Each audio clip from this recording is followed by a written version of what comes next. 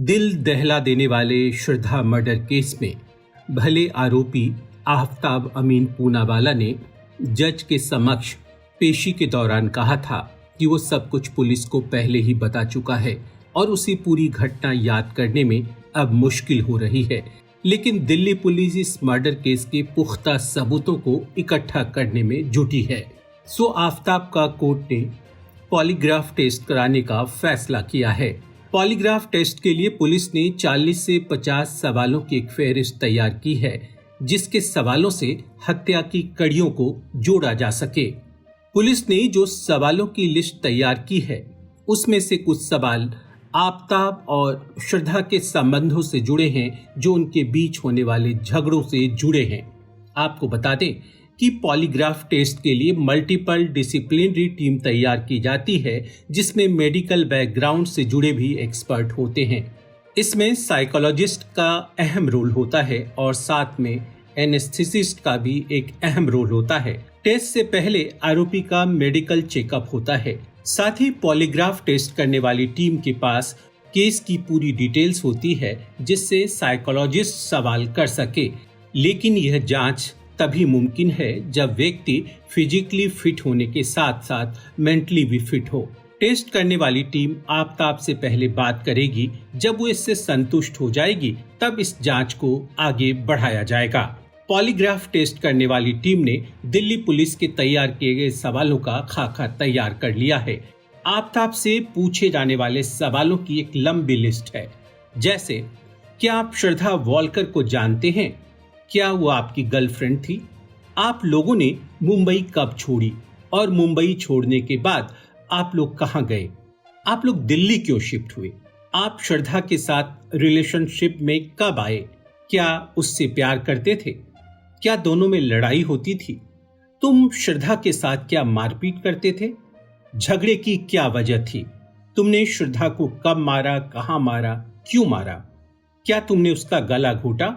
क्या तुमने उसके बॉडी को कई टुकड़ों में काटा और काटने के बाद बॉडी के टुकड़े कहां फेंके? श्रद्धा के शरीर के टुकड़ों को फेंकने के लिए कितने दिन चक्कर लगाए? क्या तुम ड्रग्स लेते हो? जिस दिन श्रद्धा को मारा था, तब कौन सी ड्रग्स ली थी? क्या श्रद्धा को मारने का खुद को दोषी मानते हो? श्रद्धा के मर्डर के बाद कितनी लड़कियों को डेट किया है तुमने? इस तरह के सवालों की सूची दिल्ली पुलिस ने पॉलीग्राफ टेस्ट करने वाली टीम को सौंपी है। पॉलीग्राफ जांच में श्रद्धा मर्डर केस की कितनी सच्चाई सामने आएगी, ये तो नतीजा बताएगा। वैसे भी आफ्ताब अपने बयान बार बार बदल रहा है।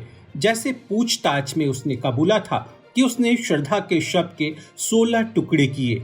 श्रद्धा को रात में 8 बजे मारा था और उसका शव 2 दिन घर में ही पड़ा रहा। पहले दिन वो श्रद्धा के कमरे में पड़ा रहा, जिसके पास बैठकर उसने बियर पी। फिर बाहर से खाना मंगाकर वहीं बैठकर खाना खाया। फिर नेटफ्लिक्स पर एक फिल्म देखी। अगले दिन शव उसने बाथरूम में रखा। फिर आरी लाया और इसके टुकड़े कर दिए। श्रद्धा के शव के 16 टुकड़ों में दोनों पैरों के 3-3 यानी 6 टुकड़े हो गए। फिर हाथों के 3-3 यानी 6 टुकड़े हाथों के किए। फिर सिर को धड़ से अलग किया। दोनों कुल्हों के 2 टुकड़े किए। पुलिस सूत्रों की माने तो श्रद्धा के शव के टुकड़े करने में उसे 10 घंटे से ज्यादा का वक्त लगा था। और फिर आफ्ताब ने श्रद्धा के चेहरे को तब तक जलाया जब तक उसकी पहचान मिट न जाए। श्रद्धा का सिर, धड़, पैरों के पंजे और हाथों की अंगुलियों को पॉलीथीन में पैक कर फ्रीज में रख दिया।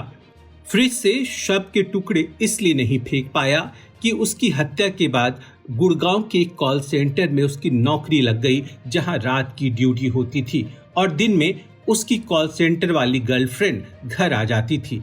सो बचे हुए शव के टुकड़ों को अक्टूबर के शुरू में उसने बाहर फेंका था। दिल्ली पुलिस को आफ्ताब की अक्टूबर माह की सीसीटीवी फुटेज मिली, जिसमें वह जंगल की तरफ जाता दिखा। आपको बता दें कि श्रद्धा वालकर आफ्ताब पूनावाला की ड्रग्स की लत से बेहद परेशान थी और वो इसे छुड़ाना चाहती थी। टीवी एक्टर इमरान नाजिर खान की श्रद्धा से दोस्ती थी और करीब 2 साल पहले श्रद्धा ने इमरान को बताया कि उसका बॉयफ्रेंड ड्रग्स लेता है। इस लत को छुड़ाने के लिए श्रद्धा ने इमरान से मदद भी मांगी थी।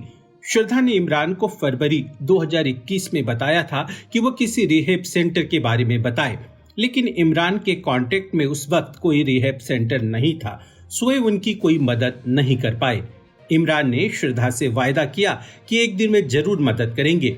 इसके बाद इमरान अपने होम टाउन कश्मीर चले गए और श्रद्धा भी दिल्ली आ गई। फिर श्रद्धा ने उनसे कोई कांटेक्ट नहीं किया।